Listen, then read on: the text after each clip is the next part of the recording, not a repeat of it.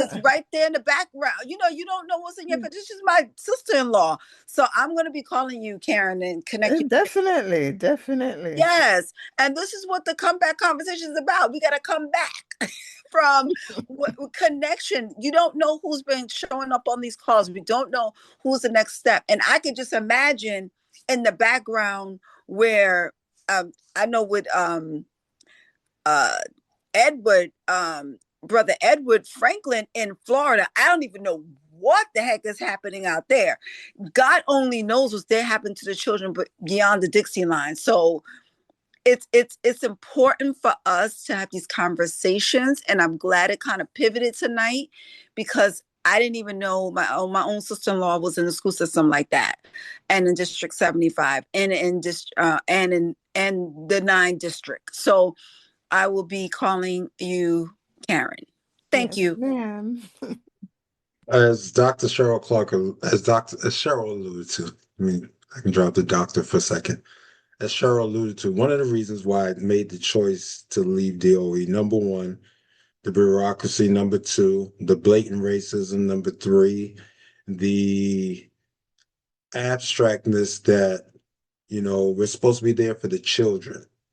And if you're gonna put someone in an environment where, as a special ed teacher, knowing that we're dealing with a various amount of things, from those that can be considered cognitive to those that can be considered emotional, and me being the stature that I am, or even as I was in the classroom, I got certain things done. My classroom management skills was never the issue. The issue was always about, wait a minute, why are you taking the curriculum and you kind of tweaking it? Because it needs to be tweaked. Number one, it's boring. Number two, if you're attempting to get children involved and enthralled in learning, especially in the mindset of recognizing that maybe they may not be getting some of the necessary help at home, that's not making parents wrong, it's just dealing with the reality of the situation. And I can just remember where I remember my wife kept asking me, says, you're not fighting to hold on to your job. I was like, no, no, I was mentally checked out. And that's what you hear a lot of the teachers who are stepping away, even teachers who have tenure, and some of the teachers who were there for 20, 30 years, and they're saying, you know what, I'm just walking away. It's not because the children are bad children, but it's like the circumstances, it created a tsunami, which is still happening to this very second, where people's like, wait a minute, I'm not going to get support here. If the parents don't feel like they have to be involved, you're turning the schools into a daycare center. Then we're talking about, they feel like, I'm coming to you, Mr. Sampson. Some spaces and stages, it becomes like a paramilitary zone, with the whole thing with the metal detectors, and not even metal detectors in elementary school. It's bad enough you understood, like maybe middle school, high school, kids may try to sneak certain, but now when you get to the point where you have certain elementary schools, and depending upon the neighborhoods, like, wait a minute, you got to walk through a metal. You talking about a kindergarten or a first grade has to walk through a metal detector. There's something wrong with that. And so we start to recognize we took a lot of the extracurricular activities, like I'm alluding to. When I grew up in my section of the Bronx on 175th Street and Weeks Avenue, I remember PS 70 at least 2 or 3 nights out of the week was open that night. We can go there. We can have night pool. We can go there and shoot pool. You may have went to the gym and play some basketball. There was some recreation. And I can remember this as a child, as in the late 70s going into the early 80s. We had stuff to do that, even if it was cold outside and stuff like that, because of those respective programs, when it used to be the Board of Education, and each borough had, some level of autonomy. When it was the Board of Education, we had stuff that can help keep a child, maybe like, wait a minute, okay, that child is not into doing something that could be detrimental, because they have an outlet for that energy.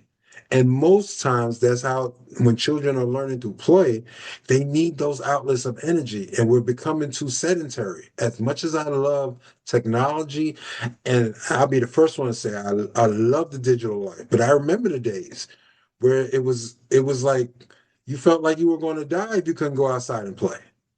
And these days, these kids are staying more inside.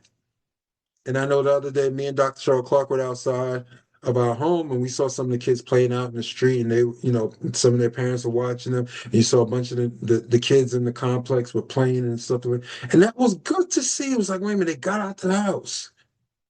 They were on their bikes. Even if they slip and fall and they scrape their arm, that's good. That's part of the process of development. And I think too many times we've kind of taken that stuff away, and we made stuff a little bit too soft, which now has translated into now some of the circumstances that we're dealing with. But I don't want to overtalk the conversation. Yes, Mr. Sampson, you had your hand up. No, you had answered the question. I was inquiring about what time period were you teaching? I taught from 2000. I started in 2012 and left May 2020, right at the height of COVID. So it was about 8 years. Okay, because knowing if it was the 90s, the early 2000s, 2010s, it gives me an understanding of the time period and what you had to deal with, as far as social entities and social influences. Thank you very much. And the reason why it says part racial, because you have, and I can say, I would never ask Karen to do it because I'm no longer an employee and I've been left. But it's sad to see sometimes where, even though where me and Dr. Charles Clark live, you have individuals who come from up here, go down to the city and act like they're going there to save kids that they have no cultural, no emotional interaction with. The reason why they're down there because they know that they work for DOE, they're part of a strong union. That means once they get tenure, it's pretty hard. Unless they do something that's very atrocious, they're not getting fired. And so you got that element involved, and it's like, wait a minute, and that's why I remember there was a whole thing of trying to get more African American men and women into play. But even with African American men, we were like the minority of the minority. I mean, basically, it was like I was the only black male teacher in my school. When I went to the school before I left DOE, I was the only black male teacher. It was like if there was something going on with a black child, all of a sudden, if it wasn't one of the female African American teachers, 9 times out of 10, especially if it was a young man, they came to me. And all of a sudden they were shocked, like, how'd you get him to calm down and this and that? I talked to him. So I'm talking to him sternly. I'm not gonna pacify the situation or reward bad behavior. And sometimes that's another thing. We reinforce too many things sometimes with bad behavior. Okay, you can still get this treat even though you were tearing up the room. Like, wait a minute. You are subconsciously and psychologically telling the child that means they can act out and do inappropriate things and get rewarded. That's not how life works. Yep, no accountability. Hmm. Well, maybe you could speak to that because as a speech therapist, you probably still see that. Oh, yeah. No accountability. You have kids misbehave, cussing, carrying on in class. You bring them in the office. Oh, and you give them an iPad so they can go on YouTube. Mm. Oh, wow. Wouldn't I want that kind of punishment? Mm. I can just go sit in the office and watch whatever I want. And then that gives a false sense of reality. And these kids go out in the world and expect the same. And the world would not be so kind. Exactly. 1,000%. And it's not that I'm saying we need to go back to like when I was in school in the 70s, going into the 80s, elementary school. But one thing I can say is that number one, we learned. Number two, the teachers had some level of authority. Not saying that they were going around spanking people, even though probably Dr. Cheryl Clark can allude to that because she went through parochial school. But there was a certain level of respect that you gave your teacher. And even if you ended up taller than your teacher, because I remember by the time I was in 5th grade, my 5th grade teacher, I was taller than her, Miss Delgado. I'll never forget her. But Miss Delgado created an atmosphere which was a fun environment. And that's where I started to fall in love with comic books and things of that nature, because she encouraged us. Like, okay, find a, oh, we're reading this comic book and Spider-Man did this, and all of a sudden, but I don't know this word. Okay, great. Everyone, stop. What's the word that you found? Okay, put it on the blackboard when they still have blackboards. Okay, what does this word mean? And you can't find. Okay, everyone took out your dictionaries. We're gonna find out about this word. Now this is gonna be part of your spelling test at the end of the week, and you're sitting there like, wait a minute, that's innovative. But see, that was during the time when teachers had a level of autonomy. It was like, wait a minute, we're not teaching these kids to a test, which by the time I left DOE, that's basically what we were doing. We found out the curriculum at the beginning of the year. We knew what the mandates were. We're supposed to be at these amount of respective teachings, and we're preparing them for March and April when they take the state tests. Same thing going on. So it's like, wait a minute, there's no creativity, there's no unction, there's no finding out, okay, this child thinks a little differently or learns a little differently. Give them something that will stimulate them, that will probably help mitigate their behavioral issues. But no, their IEP says this. If they act up, if he's going to tear up the room or she's going to tear up the room, everyone, pull everyone out. Because I remember when I was leaving, that's when they started that mess. So, okay, the child is having a moment. Okay, pull your students out and let them, wait a minute, they're going to destroy my room that I had set up at the earlier year. And who's going to have to go back in that room? Because the janitor's not going to do it. Who's going to have to go back in that room and be like, okay, I need to put back my classroom back in order because this child decided to have a tantrum, and it's like, wait a minute, can't put your hands on him, which is respectful. And it's like, wait a minute, okay, what type of situations that you continue to do so? So now we're going to come to Mr. Franklin, and then we're going to come to Mr. Johnson. So Franklin, the floor is yours. So, Dr. Clarke, as I'm listening to you, and you're saying the kids, y'all are pretty much teaching them at the end to take the state test at the end of the year, right? What does that look like nationally when you look at it nationally, and every child is being learned to follow through to the end with taking a state exam? What does that look like nationally? It's like an end game to it when you look at the political part of it. Well, I would simply say this respectfully. The reason why it's like that, see, you have to understand something. The public school system is really about making workers. I have to call a spade a spade. It's about creating a bunch of workers. It's not about deductive reasoning. It's not about critical thinking, even though those skills are there. It's not even about social emotional learning. And that's what me and Dr. Cheryl are bringing in with our respective curriculums. It's about the social emotional learning, because that's just as important as the critical thinking, the deductive reasoning, the ability to reason. When you start to take the ability to reason, that's when people start to vote against their self-interest and put people who desire to be king in office, because they're just following a mandate. They're just following along.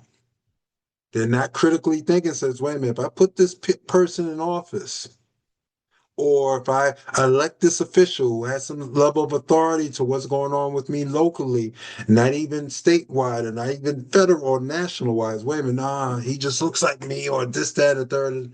Wait a minute, you just do critical things. Did you critically think why you did that choice? No. I don't have to. I'm just this. Okay. And then when you start to really break it down, unfortunately, because the data doesn't lie, you start to see people who may not be as highly educated start following people who can lead them because it's easier. And then when everything starts to hit the fan, it's like, wait a minute, did I make the wrong choice? Yeah, we were some of us who had the ability to see this thing and just to reason, not to look at skin color, just to say, let's reasonably look at what this person is saying. I would not vote for that, but you will, because it's charismatic, or you're looking, maybe it's inner feeling as we're starting to see. Maybe we're definitely not past post-racial, because maybe you didn't like the fact that we had a black African American man in the office for 8 years who ran the country as powerfully as possible and did get national health care, at least to the stage. Not saying it was perfect, but at least got that done. Of course, he wasn't perfect during his 8 years. No man is. But you couldn't say that, okay, he was a bad president. He wasn't. Did he do all the stuff for the African American community? No, he couldn't have. Are we going to say that, he made some missteps and mistakes like with Libya and stuff like that? Of course we can. And even he would admit to that. But overall, we were still respected in a global space. He still held the decorum and the level of respect for the office, where other countries like, yo, we don't mind interacting with y'all. You got someone here, you showing the fact and breaking the myth that, African Americans can't lead. And so, fast forward to 2024, that we had the Vice President of the United States who only had 111 days to run a campaign. It was very hodgepodge. But in those debates, she whipped his behind to the point that there was supposed to be a third debate, and he refused. He didn't want to do a third debate because the first two he got his behind whipped by a black woman. So what happens? You get that groundswell. They didn't want to see their 34 count convicted felon go to jail. He gets back in office, which starts to nullify all those things. What's the first thing he goes after? His little South African friend, African American women that are working in the federal government. So we have to sometimes look at these things and see how they all piece together. But to go back to your initial statement about from a countrywide standpoint, no, it's about making workers, making people who are going to follow without thinking. And that's the sad thing, because I know when I was in school, that was the thing that was celebrated, the fact that, wait a minute, you thought outside the box. You started to recognize there is no box. And I talk about that all the time now. Certain things are to put you in a box to say, okay, this is how far you can go. And we can even go back to when, if any of you saw the movie Malcolm X, and when he was a child, and that teacher who was a great influencer was telling him, says, no, you can probably be a carpenter. No, I want to be a lawyer. No, I think people would rather have you work with wood. Why would you tell a child who is aspiring already at a young age to say, maybe I see myself as a lawyer? That says, nah, maybe you'll be good with your hands. Be a woodworker. Go over there and go cut some wood or chop down some trees. Like, wait a minute, what would you attempting to position someone in that respective space, which is minimizing that? Yes, Miss Johnson. Yeah, you kind of touched on my points a little bit. But first I'll touch on Mr. Franklin's point. What I learned, it's the prison industrial complex. So basically you either get a job or you go to prison. Those are the two choices mainly mapped out by our education system for young people, which is crazy because speaking to the test taking, I was in elementary school in the late 80s, early 90s. I remember studying for a test. They basically taught us. I also went to parochial school. I didn't go to public school. You learned all year, like, okay, in 2 weeks we have a test. Let's go over some math. So there wasn't like a push to just learn for a test. It was learn because the parents are going to be on our behinds if we don't. But going back to what Dr. Clarke was speaking about, how life in the huddle goes more to their social and emotional learning because now it's just regimented studying for a test. What does life in the huddle look like in the classroom? Like I know you're having one of your pilot programs coming up. Mm-hmm. In the classroom, what does it look like for a child who basically from what 8 to 3 is just studying to pass whatever state test? What does life in the huddle bring to bring new life and invigoration to the children? That's my question.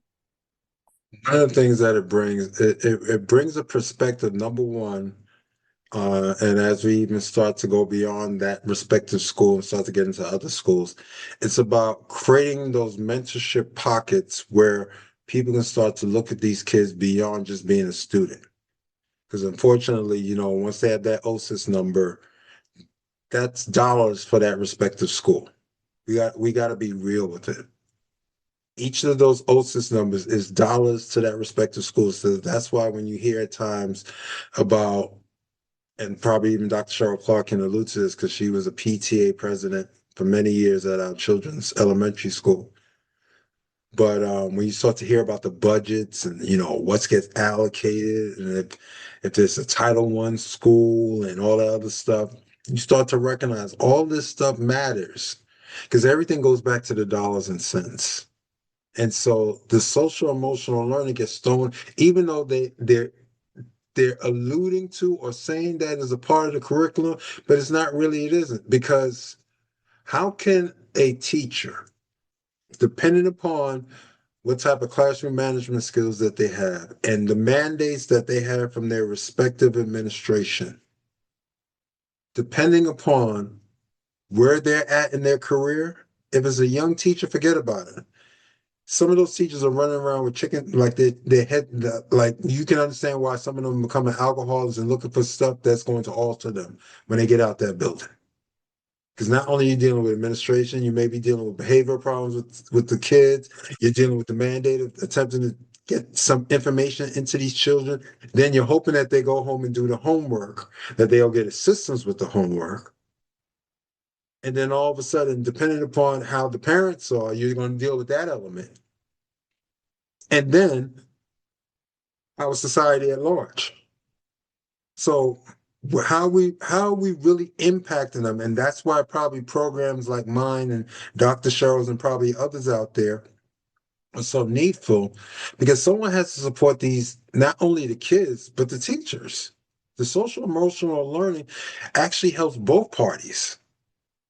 Because now we have to recognize, like, wait a minute, how are we reaching this child beyond just saying you're here from 8:20 and you're being dismissed at 2:45? How's that child being impacted to learn about themselves culturally? I know most of these places now are probably coming around that time because I remember they had it in our school, in schools that I worked in, that multicultural week, like that 1 week out the year, where all of a sudden we respect everybody else. But the other 39 weeks of the year, we have substandard, history books that talk about the respective experiences of what African Americans contributed to this country, or what Latino Americans may have contributed to this country, or Asian Americans. Oh no, this 1 week we're gonna try to squeeze this in 1 week. Everyone can come in and bring a dish from where they're from. No. So what we are doing is powerful because it's there to assist and to help. Because with us now being more of a digital landscape and the world is now smaller, it's not even saying the country is smaller, the world is now smaller. Without programs like ours, the kids would still be further, I would say, in that space where those areas of development are not necessarily going to be experienced. Yes, Mr. Franklin. So, question. With you and Dr. Cheryl, what is your end game, and do y'all see this going national? Well, that's part of the end game. The end game is you're building something that survives you. That's when you recognize that you're building a legacy. The legacy is not about myself or Dr. Cheryl being in, the tens of thousands or hundreds of thousands of schools across the country. Our end game is that we're desiring to create something, which we are. We're desiring to create something that creates a legacy. That's why you heard me mention about us, those mentorship pods and things of that nature, and having mentor, people who are certified in our respective curriculums and, certain schools, and the school is, making the necessary investments, which they do have the budgets for, which they Probably starting to have those conversations now for fiscal year 26, 27. And, we come in and sometimes we'll mentor, sometimes we may not even see the kids. We're there to mentor whoever's going to be the people that's going to interact with the kids. So they recognize how to really implement the Girl You Cute system curriculum, or how to really implement the Life in the Huddle. And that's why when you hear me talk about, huddles go beyond the sports field, because sometimes people get caught up in their mind and think it's we're just talking about sports. Like, no. Sometimes you can be huddling up with your kids in the classroom, have circle time. That's huddle. And really get to a space where all of a sudden a child feels seen, feels experienced, feels heard. And all of a sudden that one thing, especially if it's compounded and it's acted upon and developed, all of a sudden that child that used to have a behavior problem, now all of a sudden you start to notice, not saying that child is perfect, but all of a sudden it's like, wait a minute. Last year, Johnny had 10 outbursts. And all of a sudden we see this year, Johnny had 4. And we'll be upset with the 4, not recognizing he had 10. Oh yeah, because he's in the Life in the Huddle. He gets to go to that Life in the Huddle program, and he gets that respective teaching. He's starting to learn how to self-regulate, and he's starting to do all these things that you have to learn, especially from an athletic standpoint, because you got to self-regulate. Like, wait a minute, okay, I'm in my emotions. No, no, no, no. We're gonna get you out of your emotions. I'm not saying emotions are wrong, but if you use the emotions properly, it can be an asset. If you use it improperly, it's going to be a detriment to you. So all of that is part of social emotional learning, where at times, unfortunately, the teachers don't have time to do that. They're trying to get to making sure that their numbers are correct, and their numbers are how many kids pass this test, how many kids are you moving on to the next grade. Because believe me, as much as they don't want to talk about it, social promotion is still going on, which doesn't help the country. Because if you even break it down from a country sense, and when you brought that up, Mr. Franklin, if we talk about a global sense, America's probably not even in the top 20 when it comes to education. And that's terrible. Because if we're talking about all the advances, about what the technologies that's coming up, and some of the stuff that some of us who are into these things recognize what's really coming down the pike, you're about to create something that could be real nasty. Whereas you're telling these kids don't learn about AI, but AI is becoming much more aware and proponent. And all of a sudden, there's going to be certain individuals who can navigate it. And then all of a sudden, we're looking to see a bunch of black and brown kids who are treating it like Google and wondering why they're behind the 8 ball. And that's part of the learning process. So, yes, the end game is definitely for this to go countrywide. The end game is not, what I'm saying? Anything that's duplicatable is workable. And we have systems and things that we're developing to make sure this is duplicatable. It's aligned with the things that needs to be aligned with, so that it can be an addendum and an asset to the school, not taken away from. Yes, Ms. Johnson. Thank you. I just wanted to get this in before we wrap up. In relation to where America ranks, we're typically below top performing East Asian and European systems on international tests, and roughly between 10th and 30th, depending on the metric in the year. And we're not getting better. But in reference to Life in the Huddle, how can people reach out and find out about the program if they want to bring it into their kids' school? How do they do that? Well, definitely they can go to the website goingbeyondthecouch.com. They can make their inquiries there. The website is up, and it has both of our books up there. It's still being redeveloped now that my workbook is now ready to roll. Dr. Shaw has her Girl You Cute workbook as well that goes along with for the social emotional learning for young ladies. And definitely if they go to Going Beyond the Couch and make their inquiries there, definitely someone will get back to them. And just to open up that conversation. Everything starts with a conversation. We have to be in communication about these things. So definitely going to goingbeyondthecouch.com. You want to find out more about Girl You Cute? You'll definitely find out more about that. If you definitely want to find out, that entryway about life in a huddle, that is definitely a website that I would, just tell educators out there and people who think that these books, not this book, these books would be beneficial because just like I said, they work in concert. Because at times we can be doing things and say, okay, we're focused on the young men. It's like, wait a minute, what about the young ladies? And at the same,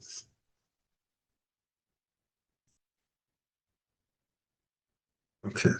What, Clark? Oh, Jesus Christ. Jesus. Just pray for me.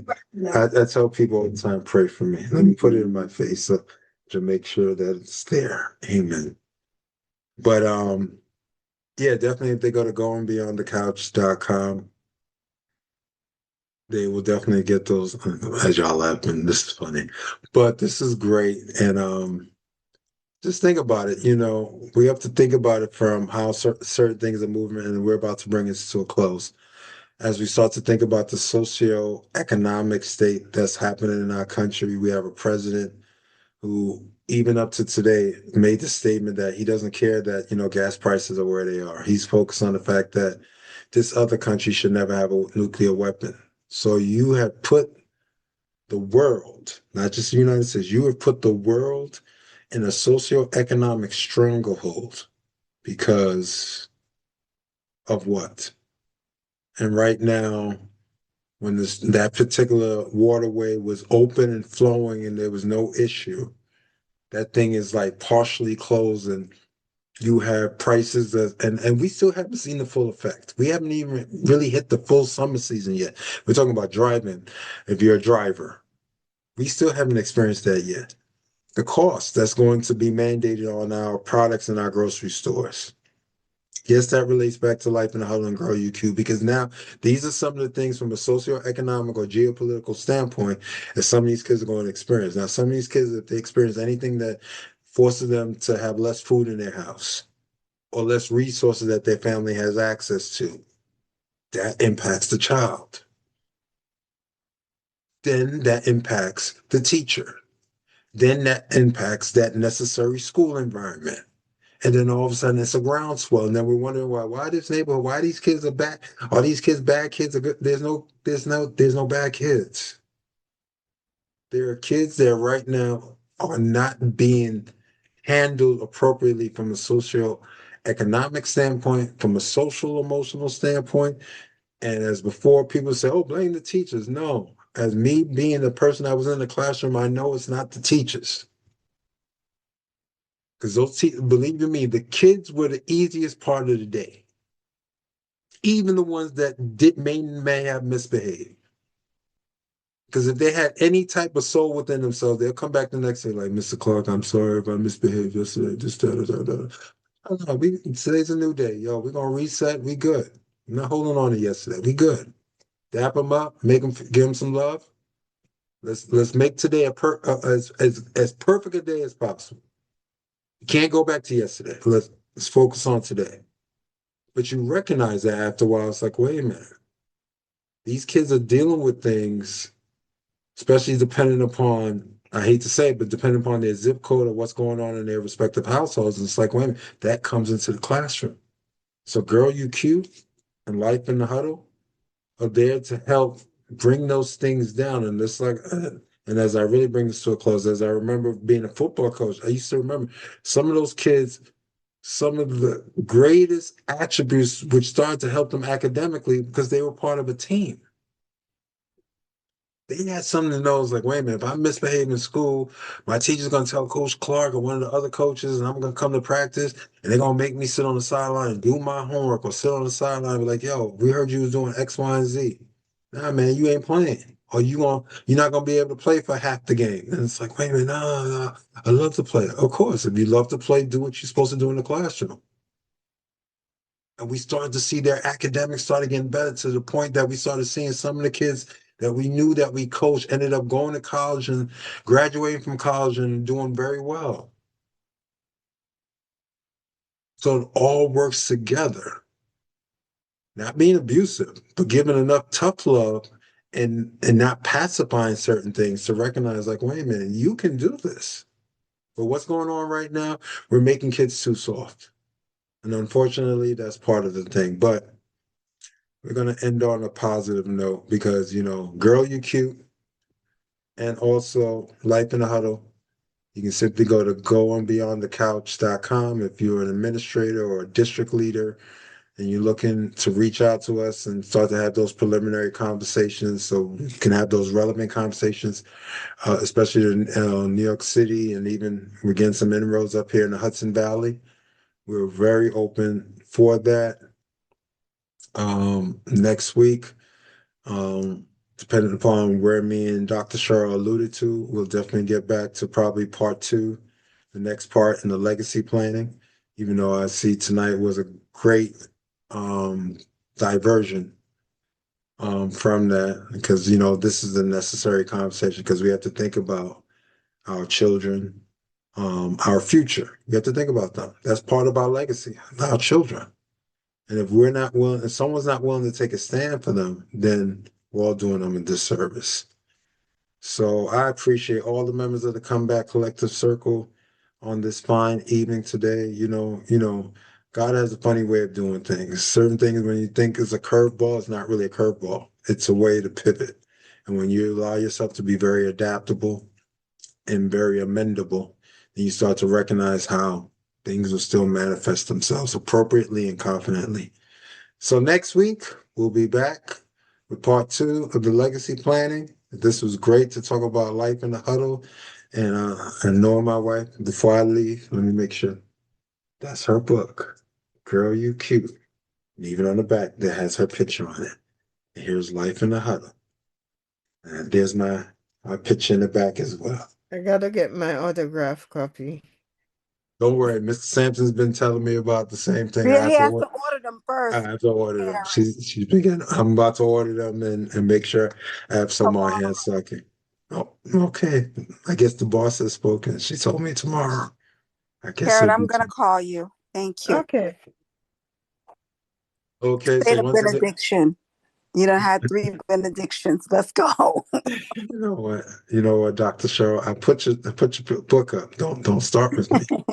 Anyway. We'll be back next week. We're gonna have a great week. Have a great week ahead.